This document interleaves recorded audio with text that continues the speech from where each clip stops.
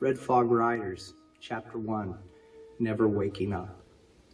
It's always night and never clear. The aura of the fog glows, rather glowers, with wisps of confusion that block the way from the vision I need. Today, like every day, there will be no dawn. It doesn't matter though. It's all the same day. No mornings, no waking, just the dull brain feeling of having come home from an exhausting shift. Things aren't clear, and they never will be. Not here. I look down from the window of my apartment to the ghosts that shuffle past. Unsure and confused, they try to replicate the useless patterns they acquired in life. Soul robots, confined to the prisons that they built for themselves. Maybe it helps them to feel human by repeating the boring day-to-day routines that they hated so much in life. I suppose, if that's how you define yourself, by the drudgery? Ask yourself, when everything is stripped away at the end, what is left? I knew this place before I was dead and had an inkling of what to expect. As a child, dreams fascinated me. My favorite part of the Bible is when Joseph interprets the dreams of the Pharaoh. I can do that, I thought, and would practice on my friends, though it really didn't work. Later in life, I sought the esoteric and the unknown authors who dabbled with books of the dead and in hidden texts. There were drugs. I spent a portion of my adult life delving into the pharmacological depths of my psyche. I found that if I could dream while awake, I could visit this strange land. Since there is no dawn, I can choose to start my day or just lay down in my bed and brood. There's no electronics here, no radio. None of them really work anyway, though we seem to have electricity. Light switches are always a gamble. Mechanical systems just go awry. As for clocks, forget about it. So for the moment, here I lie in the shards of my thoughts. Why am I here? To let go, one piece at a time. I drift to the time before my death, as if I am rising up from my room and into the fog. Cold cases, newspapers, yes. I was obsessive about clipping any item concerning unsolved murders. There were file cabinets and boxes. It started out with the feeling that I could solve a case from my kitchen table. I liked the rush. I didn't track down witnesses, make phone calls, or stake out somebody's house. It was just play. My mind, the way it was, I started to think about turning one of these stories into a fictional mystery. Why not write a pulp novel? Make a buck or two. I resolve into the front seat of my old Buick. I'm driving to find a body. Philly Johns, Phyllis to her mother. She married an accountant, and something bad must have gone down because she went missing. Who knows the real story? The papers certainly didn't have the scoop, and law enforcement wasn't talking. Philly, she was a neighborhood girl from way back, an acquaintance. What a character. As a 10-year-old, she'd beat up the older boys. Then as a teenager, she'd lead those same boys around by the nose, figuratively speaking. She got what she wanted, you could say, and she got Mel Johns to put a ring on her finger. Melvin went to college. He was a star for a while in the business world, and then he fell on some hard times and might have hooked up with the wrong people. If you work with poison, it's not hard to get a little on you. I sit up in my bed, that slice of life still swimming in my head. I haven't let go. I just want to know. I wander to the window and feel the pull. It's a dangerous place out there. If I go, I will be open to the seemingly endless, unresolved trauma of the world. Out there lies everyone else, including Philly Johns, assuming she hasn't moved on, whatever that entails. I'm feeling the weight of this. I need to know what happened, to let go of her death and my own.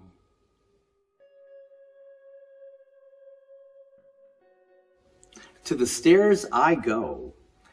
The elevator is a classic, but even more of a gamble than the light switch. Benny's out front, a doorman. I have a doorman. I never had one in my life. He still wants to guard a building, I guess. Good morning, Mr. Tell. Heavy fog as per usual. Benny greets me with a generous smile, outlining his words. Benny, enough with the mister. Tell me, how can you tell if it's morning? Benny replies, let's not get all philosophizing at such an early hour. If you're going out, it's morning. Fair enough, I reply, and manage the slightest of smiles. Don't give too much or I could be here a while. Philly and Mel lived out in the suburbs, and I'm sure I'll get out there eventually. But first I'll swing by her mother's house. Scattered souls wander in and out of the fog, maybe off to some job that isn't real. Traveling in the dead place isn't the same as in the living. The streets are nameless. Buildings can change. It's all about what you project. If you project the day-to-day humdrum, that's what you're going to see. If you have a purpose and a vision beyond the fog, you can go there. As I step over the sidewalk, I imagine that I am in my old neighborhood. I have to be careful and watch out for the shadows that try to lure me away. I don't have to confront everything today. There's 12-year-old Terry, run over by a car while delivering papers in the dark. Why is he still here? That was decades ago. He's playing ball in the streets. Talk about not moving on. That's just being stubborn. His death was big in my world because he was the first kid I can remember dying. I was young and still religious. I prayed for him when they said he might pull through, and then he didn't. After all these years dead, he still doesn't know it? Denial? Until he takes that first step on his own, there's nothing I can do to help him move on. Anything I might say wouldn't even make sense to him. I know that Bertie Smythe, Philly's mother, will be home, either that or in church. That's her fog. She's always coming back from church or about to go to church. Such a weird idea for me. Attending a prayer ritual when in fact you dwell in some sort of purgatory? Prayer won't get me to that next level, whatever that is. Only my actions. If I want to get out of here, there's more work to do. I've heard about a few folk who could just move on as soon as they got here. That's not me. Layers of earthly identities cloud the soul, and they don't wash off in an intermittent shower. Feeling fairly secure, I rap on Bertie's door. Peeking through the panes, I'm greeted by the glasses of big-haired and immaculately dressed Bertie. Bill, honey, please come in. I'm just getting back from church. Have a seat in the parlor. Mrs. Jessam and I were just about to take some tea. Pearl Jessam perched at the edge of the divan. Expected yet sad, I know why. She died in childbirth. Because she's not pregnant, she believes her daughter is out there somewhere. Turns out the daughter survived and still lives. Bertie attends to the tea tray. Mrs. Jessam and I were discussing her beloved Maisie and how the police still don't have any leads about her disappearance. Would you like a cup of tea? Thank you, but no, I say. I gave up eating and drinking long ago. At least it seems like it was long ago. Nothing tastes right here anyway. Oh, I might get a flavor or an aroma once in a while, but these are fleeting. Don't cling to your senses, I tell myself. Drop the senses, but keep the feelings. Pearl accepts a cup of tea. Thank you, Bertie, addressing me. Mr. Tell, I've been down to the police station every day, and every day I've been disappointed. I'm at my wit's end, she pauses. Young mother, taken in the prime of her life, confused and caught in a rut. She continues, I'm not sure if it's okay to ask, but I know that you have dabbled in unsolved cases. Is there any way you could help me by helping the police? This will go nowhere. I'll punt. Mrs. Jessam, I'll keep my eyes open. Thank you, she says. Wrinkles begin to overtake her face, but no tears come out, as if she's used them all up. Pearl looks Bertie into the eyes, and Bertie meets her with, God will help us find Maisie through prayer and will. She pauses in thought. That reminds me, I need to get ready for church. It'll just take a second. Will you both join me? Pearl bolts up and declares, Maisie is missing. I need to go to the police station. I need to find her. Godspeed, Bertie says, rising to fetch Pearl's coat. Pearl intently slides her arms into the sleeves and is out the door without another word. Bertie doesn't seem to find any of this odd in any way. Bertie turns to me. William, will you be sweet and at least walk me to church? Bertie doesn't need to be coddled like this, but why not? I just don't want to get tangled up any more than I have to. Of course, Mrs. Smythe. Maybe we could chat about Phyllis along the way. A light of recognition glimmers in her eyes. I always knew you had a soft spot for her. You were both such darling children. Yes, let's chat.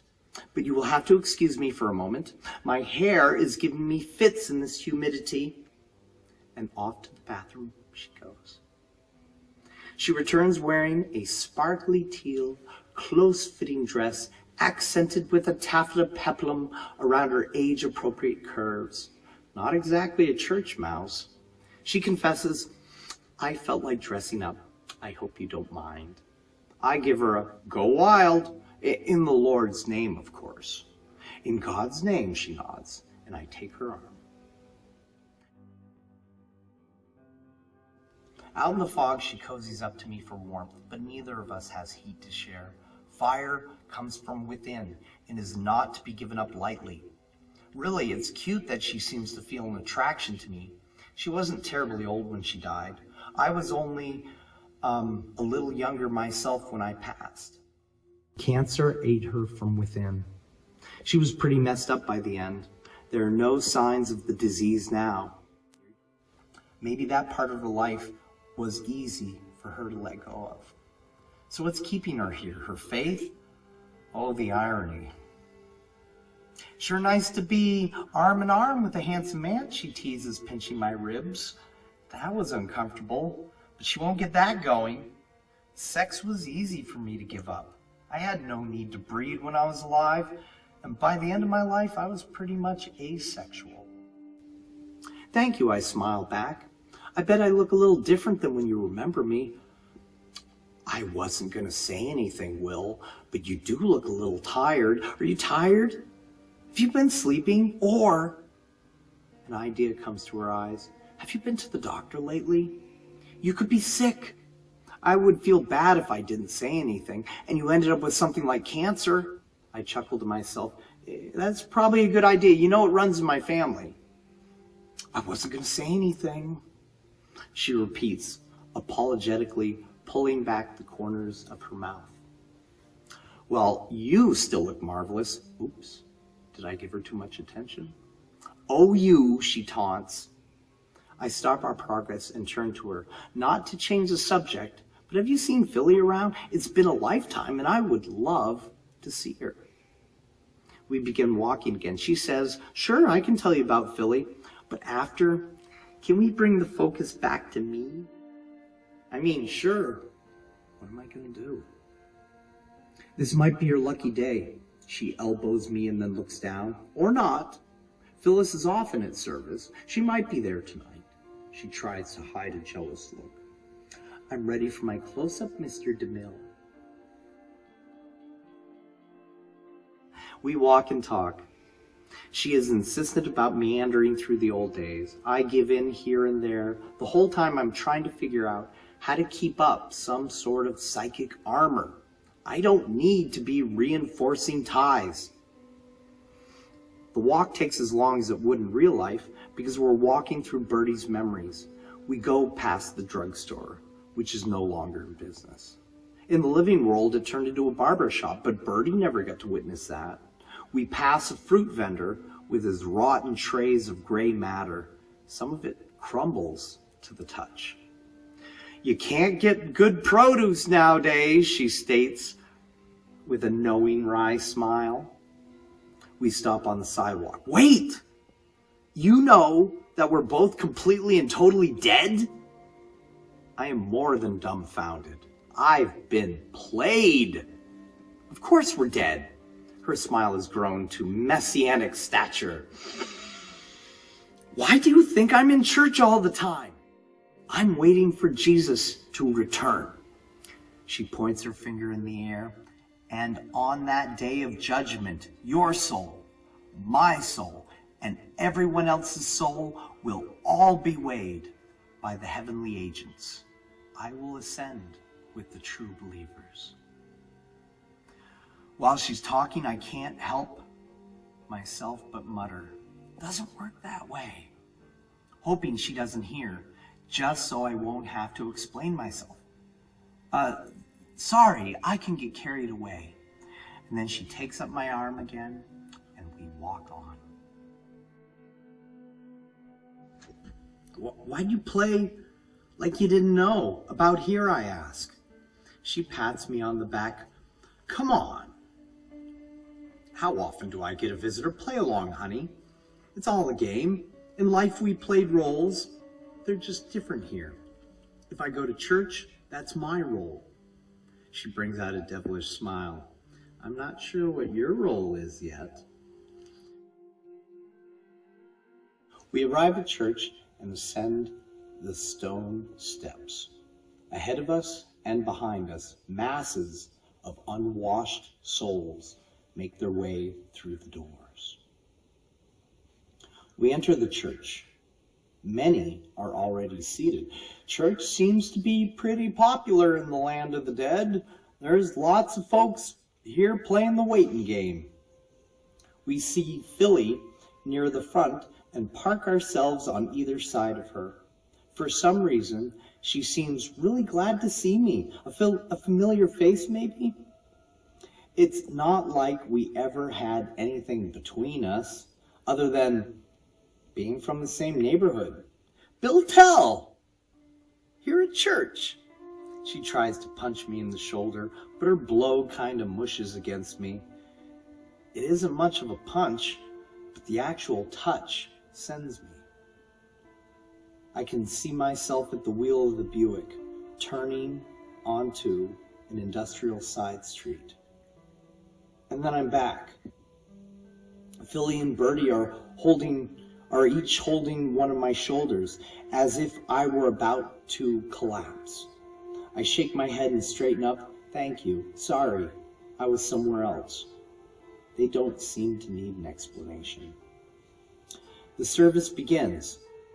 The sound that comes out of the organ is melodious in its own way, but the tuning is not what you might call well-tempered.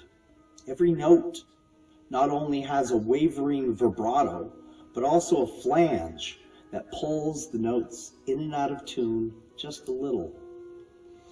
The voices of the congregation join in, and it's actually an improvement. The faithful have managed to keep some of their singing skills, and those that haven't just mouth the words mercifully. I suffered through an entire service, which, to be fair, isn't that bad, I tell myself. We emerge from the candle-lit church into the fog. With the sky's red glow, it's almost bright. Sorry about that punch earlier, Philly offers. I'm out of practice. Violence doesn't seem to work here, I offer. Yeah, here, she nods in agreement. She knows we're dead. Would you like to walk me home, Bill? She turns to Bertie. Mom, do you want to come with? Or should we walk you home first? Bertie pronounces. Phyllis, you walk too quickly for my taste. I'm just going to take the long way home alone. You kids run along. I've got my routine and all, but Bill, she addresses me using my informal name. If you get bored, do stop by anytime. I don't even look to see if she winks, but I give her a maybe. Well, that will have to do for now, she says, scuttling off. The glow of her dress trails in the fog for longer than I might have imagined. We're walking all the way to your place, I ask? Follow me. I know a shortcut. We'll be there in no time. And so it goes.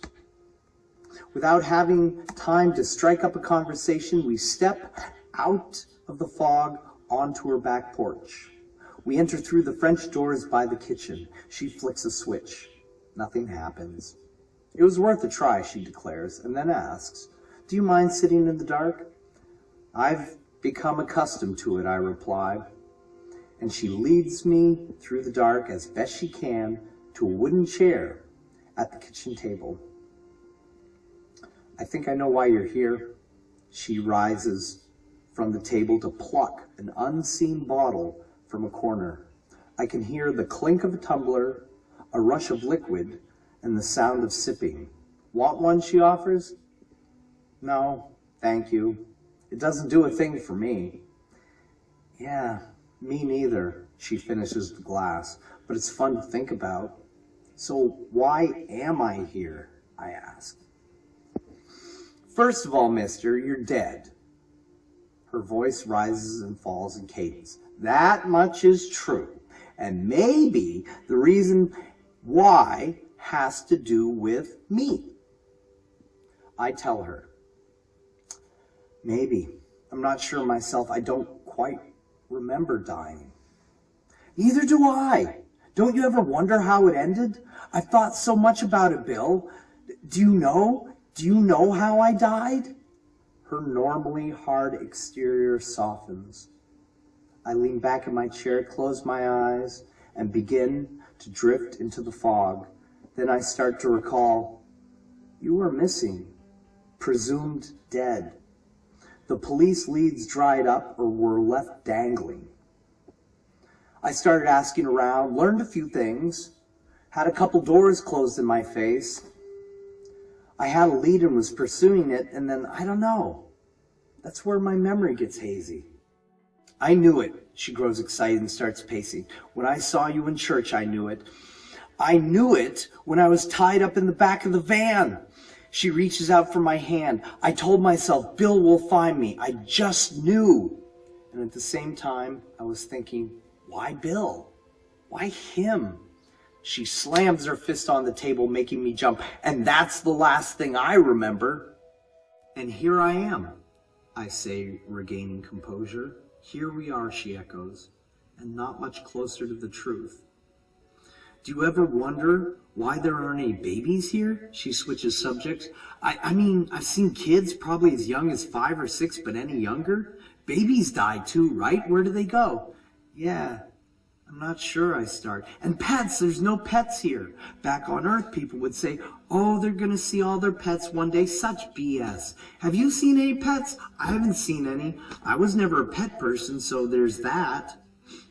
Oh, people have pets. stashed away in their apartments I share, because pets often hide from visitors. So it seems like they're not there. Like everything else, they're attachments I offer. They don't seem to have a life outside the bounds of the house. Then there's those dogs. She shivers. I'd rather not talk about them. These are the black dogs, the guardians, the searchers. They ignore almost everyone that walks through the red fog of the city. That is, unless you happen to be alive. Yep. Visitors can stumble in from the land of the living. That's why the dogs. Let's say you're a very much alive human, having a dream, a very vivid dream. You may accidentally end up here. Oh, you can visit for a while, but don't let the dogs spot you. They are sleek as shadows and suspicious. If you are unlucky, you will see the fire in their eyes. They will rush you and start to chew on you until you wake up. Nice feature, actually, waking up so you don't die, but it's terrifying. I ask, why does your mother humor Mrs. Jessam? She knows the baby's not here. How does that help anything? I think compassion still counts, Bill Tell. She's here for her God, but she's here for them, too. If they're going to wait for the heavenly kingdom, she'll wait with them. Mom's not going anywhere, and you know it. There's nothing you or I can do to tell her different. How about you, I start to ask. Do you go in for that Judgment Day stuff? I mean, not really, but it's like blackjack. When you can play a split, you're going to play a split, right? I guess, I reply. I lost religion so long ago. Been on my own trip for almost as long. I've had it with the fake dogmas and the brutalities. It's just so hard to give any church credibility. The wars alone should damn them. You're not wrong, it's hooey, she huffs. You want proof that they're wrong? Here we are, right? Totally ill-prepared for handling an afterlife. Thank you, Mother Church. Here's what I want you to think about all those people in church, all those souls. Of course they're lost. The church isn't doing diddly to help anyone get over what they're supposed to get over. But here's the thing. They have each other. Changing the subject, I ask, has Mel come over? Piece of shit is still alive. He did visit, she pauses. Yeah, that turd. So I can't say he's been a completely absent husband. Oh yeah? I ask. Oh yes. He dreamed himself right into the upstairs bedroom. I found him there, sat down and waited for him to open his eyes. When he did, I was just inches away. Oh, the fear in his eyes. That was the good stuff. And I yelled right in his ugly face. I screamed every obscenity I could think of, including all the ones I learned from Aunt Janice up in Maine. He squirmed, did he squirm? Guess what? He didn't stay long. I bet. You're probably worse than the dogs, I said, laughing. I guess I'm letting my guard down. I think I left a mark, she chuckled. Her house looks pretty much the same as it did in life, at least from what I can tell in the gloom. Then, as if on cue, the lights flicker on by themselves, and the shadows flee, except for the snaking darkness that lives in the corners. Almost the same. Well, there you go, she adds. Taking the lights as a sign, she pours herself another drink. I can see her fully now. She was always athletic and carried that teenage boy physique until the end. I wonder if we can get Mel back here, I throw out. She hesitates. I don't know if I want him. He probably got us both killed. How would that help any of this? She gestures to our present situation. Dunno, maybe nothing. Philly, it might lead to squat, but I can't let it go. I need this. I want to find out. So what? You want to question him? She asked. You can't keep them for long. You know that. He could choose to wake up any time. So what's it going to be? You hanging out in my bedroom for weeks on end, hoping he'll materialize? Yeah, I capitulate. You're right. It's not a very good plan. I just don't know what else. You can't remember how you died. I can't. I sigh. The longer I'm here, the less there is of me, the less I can recall. At the same time, sometimes I can remember. Sometimes if I really try, I manage to get a bit closer to my end. Okay, that's promising. But if we're going to do this, let's start simple and get on the same page. She taps the table. You tell me everything that you know, and I'll tell you everything that I know. Between the two of us, we should have more than half the story. For me to get my memories back, I have to concentrate for a while. If you don't mind, could I use your couch to rest my thoughts? It helps. Think away, Bill, she tells me. But while you do, I might take a cruise. I have my own remembering to do. And I'm going to visit some old haunts, so to speak. Park yourself right on the couch and get comfortable. I might be a few hours. She's about to go out the door, then turns and asks, why'd you come looking for me? Playing detective? Philly, most of my life, I've avoided confrontation. I've tried to stay out of people's messes, and I've never really wanted to get involved in anything. And then you came up in the papers as missing. That was a gut-cringing, hard hit. I had to look. I had to keep going, keep looking. So, intestinal cramps? That's why you came looking for me? She looks expectantly. Pretty much. Bill, you're not done with this shit yet. And she leaves.